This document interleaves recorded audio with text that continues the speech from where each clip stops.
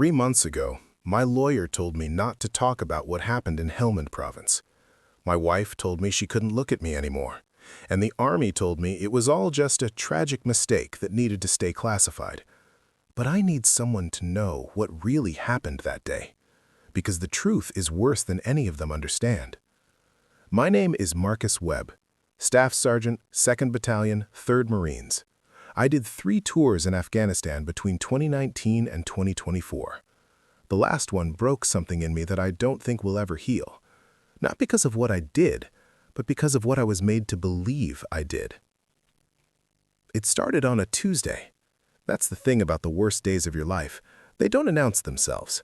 They look like every other day, until they're not. We were running a routine patrol outside of Sangin, a city that's been contested territory for as long as anyone can remember. The locals there have seen everyone come through. Soviets, Taliban, us. They've learned to survive by reading situations fast and keeping their heads down. Smart people. Our patrol was 8 Marines total. Me, my lieutenant, a kid named Briggs who was on his first deployment, and 6 enlisted guys I'd served with for over a year. Good men. The kind you trust to cover your 6 without thinking about it. The intelligence briefing that morning said we might encounter a small Taliban cell operating in the area. Might encounter is military speak for they're definitely there, but we don't know exactly where. Standard stuff. We'd done this 100 times. Corporal Santiago was on point. He'd grown up in El Paso, knew desert terrain like he was born to it. Behind him was PFC Chen, then me, then the rest strung out in a tactical column. Professional, alert, routine. The morning was already hot by 800, that dry heat that sucks the moisture out of your mouth within minutes. I remember thinking I needed to remind the younger guys to drink more water. Dehydration drops more soldiers than bullets in places like Afghanistan. We were about 3 clicks from the village when Santiago's hand went up. Everyone froze. He'd spotted something. Movement near a compound wall about 200 meters ahead. I got on the scope and saw what he saw. 3 figures moving between buildings. They weren't dressed like civilians. Load-bearing vests, weapons visible. Combat behavior. Lieutenant Briggs crawled up beside me. Rules of engagement, Sergeant? I kept my eye on the scope. The figures were moving with purpose, scanning their surroundings. Combat behavior. If they point weapons our way, we're authorized to engage. One of them did exactly that, raised his rifle in our direction. Whether he actually saw us or was just being cautious didn't matter. The moment was clear. Contact front, I called out. Not shouting, controlled, professional, the way you're trained. The engagement lasted maybe 45 seconds. It felt like an hour. We had superior position and training. They didn't stand a chance, really. When it was over, 2 were down. The 3rd had retreated into the compound. Standard procedure is to call it in, wait for backup before approaching, but Briggs was eager. Too eager. We need to clear that compound, Sergeant. Could be more hostiles inside. I should have overruled him. Should have waited. But I didn't. That's the first mistake I have to carry. We approached tactically. Chen and Rodriguez went left. Santiago and I went right. The compound was like 1,000 others. Mud walls, small courtyard, main building in the center. The 2 we'd engaged were clearly gone. Center mass hits. Both adult males, mid-20s, carrying AKMs, exactly what they'd looked like through the scope. Then Chen called out from inside the building. "Sergeant, you need to see this." I moved through the doorway, weapon ready. The interior was dark after the bright sun outside. It took my eyes a second to adjust. There was a 3rd person, crumpled in the corner. Small frame, young face, maybe 5'4", slight build. A rifle lay next to him. "Jesus," Rodriguez muttered. "How old is this guy?" That's when we heard the voices outside, locals responding to the engagement. It happens fast in villages like this. You fire shots, people come running, sometimes to help, sometimes to judge. An older man pushed through our perimeter, saw the body, and started wailing. The sound cut through everything. Pure grief, raw and immediate. Other villagers gathered. Women started crying. Men started shouting. Our interpreter, Jawad, tried to calm everyone down. I watched him go back and forth with the older man, the father, it turned out. Watched the father point at the body, then at us, then at the sky like he was calling God himself to witness. Finally, Jawad turned to me, his face pale. "Sergeant, they're saying the boy was 14 years old, that he was just guarding the family compound. They want to know why you engaged a child." Everything went cold in my chest. 14? No. He was with 2 armed combatants. He had a weapon. They're saying he took his older brother's rifle to feel important, that he was just playing soldier. Lieutenant Briggs stepped forward. "We engaged legitimate threats who fired on our position. This is a tragedy, but it was a lawful engagement." The father, his name was Khalid, I'd learn later, grabbed my vest. Our guys moved to pull him back, but I waved them off. He was looking right into my eyes, tears streaming down his face, saying something over and over. "He's asking how you live with yourself," Jawad translated quietly. "He's asking how you go home to your children after taking his son." I didn't have children, but I had nieces, a nephew, kids I'd held as babies. The image of this father holding his son hit me like a frag grenade. We had to call it in, had to secure the scene, had to wait for command to send someone to handle what was quickly becoming a diplomatic incident. Before I tell you what I found in that envelope, if you're hooked on this story, hit that like button and subscribe. There are dozens more voices like mine here. And drop a comment with your country. I'm curious where all of you are listening from. Captain Morrison arrived within 2 hours with a legal officer and a civil affairs team. The father and several village elders were still there, still demanding answers, still calling it cold-blooded elimination of a child. The legal officer, Major Franklin, a woman with sharp eyes who'd probably seen this exact scenario play out before, pulled me aside while they examined the scene. "Walk me through the engagement, Sergeant Webb." I did. Every detail. How the 3 figures moved, how one raised his weapon, how we returned fire, how we found the 3rd person inside the compound. She listened without interrupting, taking notes. When I finished, she asked, "Did you positively identify the 3rd individual as a combatant before engaging?" We engaged the 2 outside who presented a clear threat. The 3rd was inside the compound. We didn't know he was there until we cleared the building. "And when you found him?" "He was already gone. A round must have passed through the wall." She nodded, still writing. "The locals are claiming he was 14. Did he appear 14 to you?" I thought about it. Really thought about it. He was small, young-looking, but I've seen 19-year-olds who look 15 and 15-year-olds who look 25. Age is hard to determine on sight. That's an honest answer. She closed her notebook. Here's the situation. This village has been contested for years. Taliban recruits from here regularly. Your engagement was lawful based on the immediate threat presented by the armed individuals who fired on your position. However, the death of someone the locals claim was a minor child creates significant problems. I understand that, ma'am. Do you? She looked at me hard. Because what I'm about to tell you doesn't leave this compound. The Army is going to want to classify this entire incident, make it go away quietly. If this becomes public, it feeds enemy propaganda, endangers other units, creates political problems all the way up to the Pentagon. Something in my gut twisted. "Ma'am, if we engaged wrongfully, you didn't. Not legally. But optics matter. The narrative matters. And right now, the narrative is that American soldiers eliminated a child." She paused. "We'll handle the locals. Compensation, medical supplies for the village, a formal apology for the tragic loss. You and your men will submit your after-action reports. This gets classified and everyone moves forward." "And if I have a problem with that?" "Then you'll have a problem with your career." She wasn't threatening me, just stating facts. This is war, Sergeant.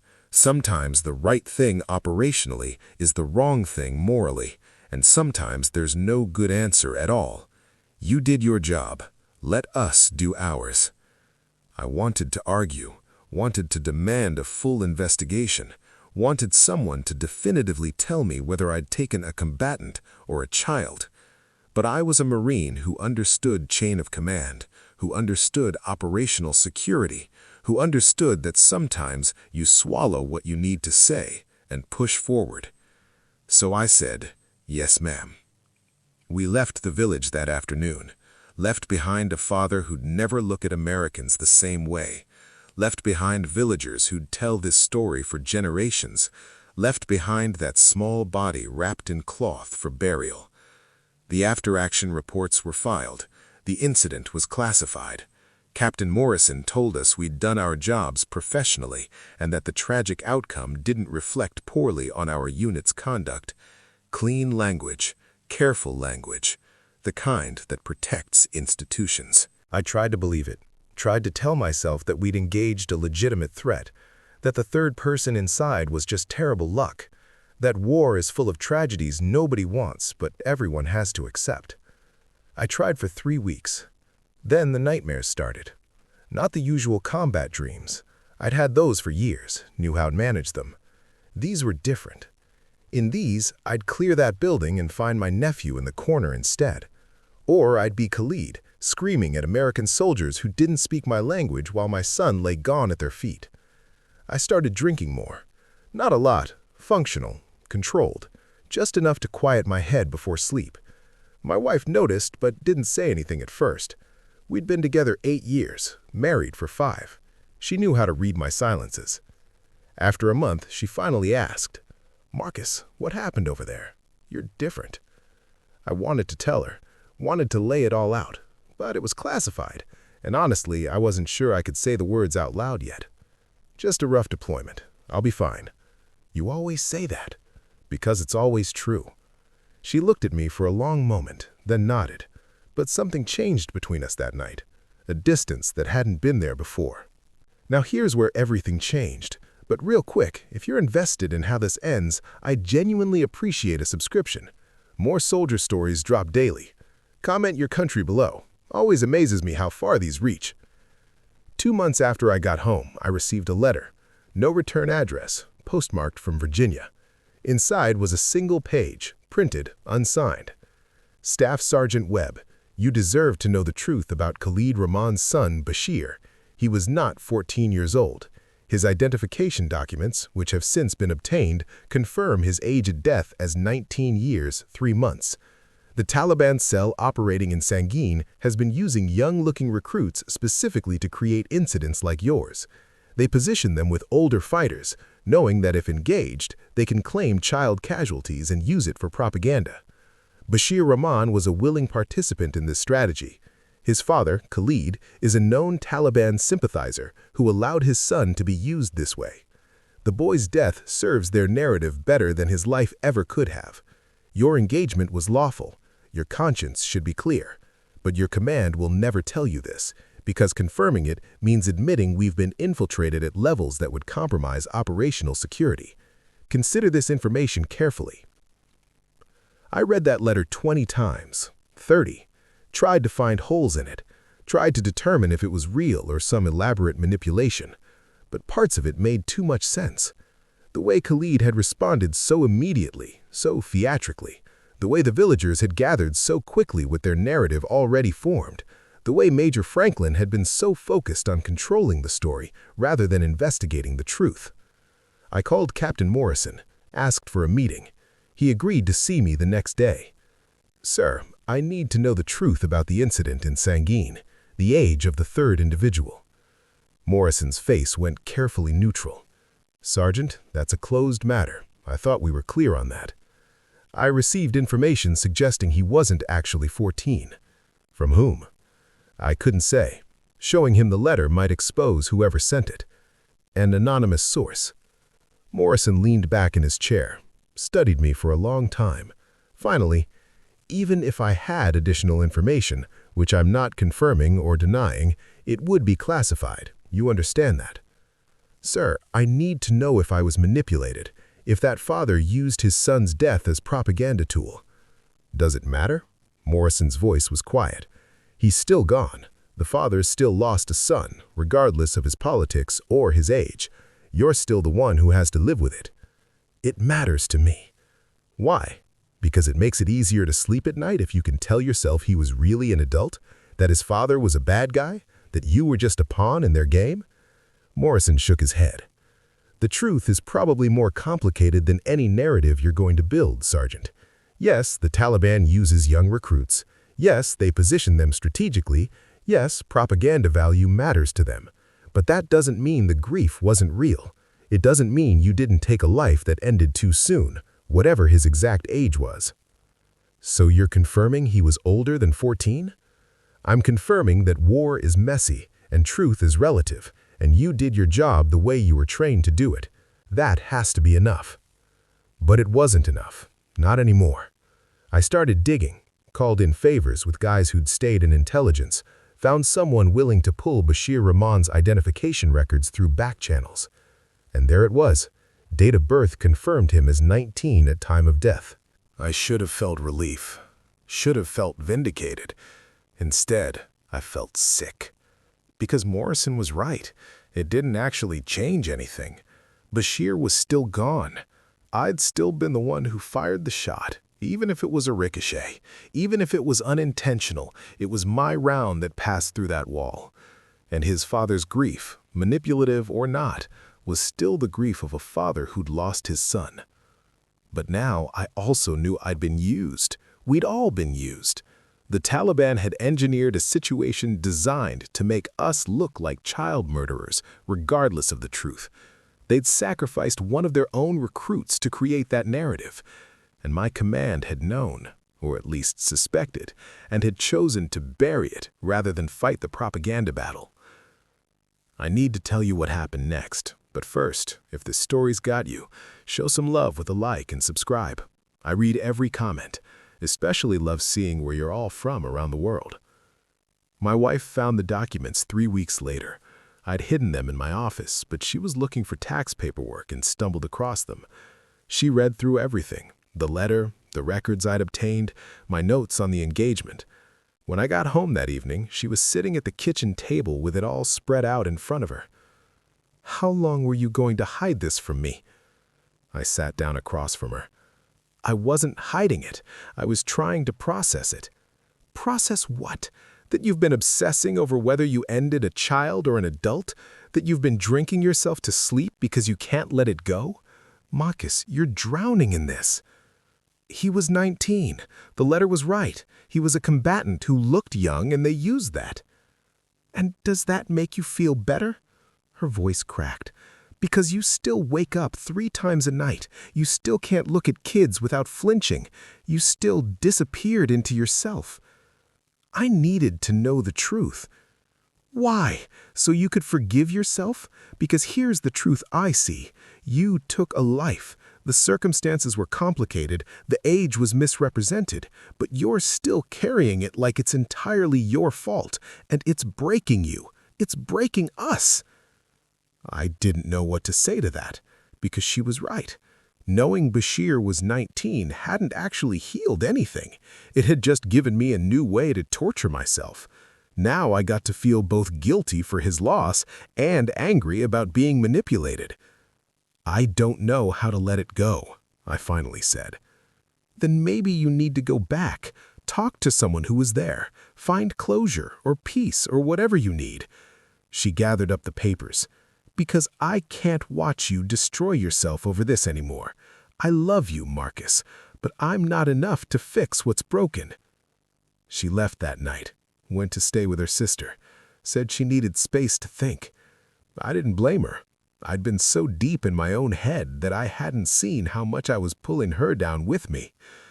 I thought about her suggestion for days. Go back to Afghanistan? That was insane. The country was even more dangerous now than during my deployment. The Taliban controlled most of it again. Going back would be suicide. But there was another option. Jawad, our interpreter, had gotten out when everything collapsed. He'd made it to the States, was living in Michigan. We'd exchanged emails a few times. If anyone could help me understand what really happened, it was him. I drove to Detroit on a Friday. Jawad met me at a coffee shop near his apartment. He looked different in civilian clothes, younger somehow, less worn down. America had been good to him. We made small talk for a while. His family, his job at a translation service, how he was adapting to winters. Then I got to the point. I need to know what you really heard that day, in Sangin, what Khalid Rahman actually said. Jawad's face went serious. Marcus, why are you revisiting this? Because I need the truth, not the official version, not the classified version, what actually happened. He was quiet for a long moment. Then, Khalid Rahman was not just a grieving father, he was also a very calculating man. I didn't tell you everything he said because I was instructed not to. Command wanted to control the narrative, keep things simple. What did he say? He said his son died as a martyr. He said the Americans would pay in blood for what they'd done. He said the story of a child ended by foreign soldiers would echo across Afghanistan. Then he paused. Just for a second, when he thought no one was watching, he smiled. The words hit me like a physical blow. He knew exactly what he was doing. I believe so. Bashir was his youngest son, but he was also committed to the cause. Khalid was proud of him for that commitment. The grief was real, Marcus, but so was the strategic thinking. In his mind, his son's sacrifice had value beyond just the loss. And you didn't tell me this because Major Franklin pulled me aside before we left and told me to stick to the emotional elements only. Said anything that suggested premeditation or strategy would complicate things. She wasn't wrong, it would have. But I've thought about you since then, wondered how you were processing it. I'm sorry I couldn't tell you the full truth. I sat back, trying to absorb it all. Bashir was 19, had been a willing combatant, and his father had used his death exactly as planned. The manipulation ran deeper than I'd even imagined. Does it help? Jawad asked gently. Knowing this? I don't know yet. Can I tell you something? From my perspective as someone who lived in that world? He leaned forward. Khalid was not wrong to grieve. His son was still his son, regardless of politics or strategy. And you are not wrong to carry the weight of taking a life. Both things can be true. The manipulation doesn't erase the humanity. That hit different than anything else I'd heard, because he was right. I'd been so focused on whether I was justified, whether I'd been used, whether Bashir was really a child or really a combatant. But the actual truth was more complex than any binary I could create. I'd taken a life in combat. It was legally justified. It was also tragic. Bashir had made choices that led him to that compound with a weapon. He'd also been 19 years old with his whole life ahead of him. His father had used his death strategically. His father had also lost his son. All of it was true simultaneously. I drove home from Detroit with something I hadn't expected to find. Not peace exactly, but a kind of acceptance. The nightmares wouldn't stop overnight, the guilt wouldn't vanish, but maybe I could learn to carry it differently. My wife came home 2 weeks later. We sat on the couch and I told her everything. The letter, the records, the conversation with Jawad, all of it. When I finished, she was quiet for a long time. Then she said, I can't fix this for you. You know that, right? I know. But I can stand with you while you figure out how to live with it. If you'll let me. I nodded, couldn't speak for a moment. I'm sorry for pulling away, for letting it consume me. I know you are, she took my hand. But Marcus, you have to promise me something. If this starts drowning you again, you'll get help, real help. A therapist who understands combat trauma. Not just me, not just bottles, not just obsessing over documents. I promise. Because I meant what I said. I love you, but I can't save you from yourself. I don't need you to save me, I said. I just need you to remind me I'm worth saving. She leaned against me then, and we sat like that for a long time. I still think about Bashir Rahman sometimes, wonder what kind of man he might have become if he'd lived. Wonder if he understood what his father was doing with his death. Wonder if he had dreams beyond being a martyr for a cause. I think about Khalid too, about how grief and strategy can coexist, about how love and manipulation aren't opposites, about how he'll tell the story of his 14-year-old son for the rest of his life, and it won't matter to him or to anyone who hears it that the truth was more complicated. And I think about that moment in the compound, how if we'd waited for backup, if Lieutenant Briggs hadn't been so eager, if the round had passed through a different part of the wall, if any of 100 small things had been different, none of this would have happened. But they weren't different, and it did happen. And I'm the one who has to live with it. The Army never acknowledged any of what I learned. The incident stayed classified. Occasionally, I see news reports about Taliban propaganda regarding civilian casualties, and I wonder how many other soldiers are carrying similar weight. How many other Bashirs were positioned exactly where they needed to be for maximum strategic value? How many other Marines are lying awake wondering if they engaged a combatant or a child? I filed for retirement 6 months ago, did my 20 years, got out honorably. The official record says nothing about Helmand Province, nothing about Bashir Rahman, nothing about the night I learned that truth is usually more complicated than anyone wants it to be. My wife and I are doing better, seeing a couples therapist, taking it one day at a time. I still have nightmares sometimes, but they're less frequent. I still flinch around kids who look like Bashir, but I'm working on it. And I've learned something that nobody tells you when you enlist. Sometimes you can do everything right, and it still ends badly. Sometimes the enemy uses your morality against you. Sometimes your command protects institutions instead of people. Sometimes the truth sets you free, and sometimes it just gives you new chains to carry. I'm not looking for forgiveness. Not from you, not from anyone. What happened in that compound isn't something you get to move past. It's something you learn to carry differently. But I needed someone to know the full story. Not the classified version, not the propaganda version. The complicated, messy, human version, where everyone was right and everyone was wrong, and a 19-year-old who looked 14 ended up gone because war is the worst thing humans have ever invented, and we keep doing it anyway. Khalid Rahman got his martyred son. The Taliban got their propaganda. The Army got their controlled narrative. My command got their classification. And I got the rest of my life to figure out how to live with being used as a pawn in a game where the pieces are real people and the board is soaked in blood. Was it worth it, knowing the truth? I still don't have an answer to that question. Some days I think ignorance might have been kinder.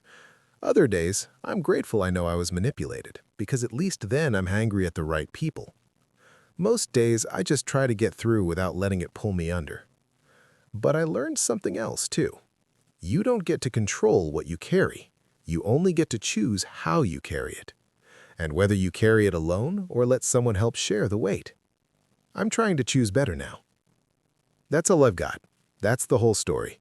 Make of it what you will. And if there's anything you take from this, let it be this. War doesn't end when you come home. It just changes shape. And the enemies you fight after aren't the ones who fired at you in the desert. They're the ones who live inside your head. The ones who ask impossible questions that have no good answers. The ones who whisper that you should have known better, done better, been better. Those are the enemies that take the most casualties. I'm still fighting them. Probably will be for the rest of my life. But at least now, I'm not fighting alone.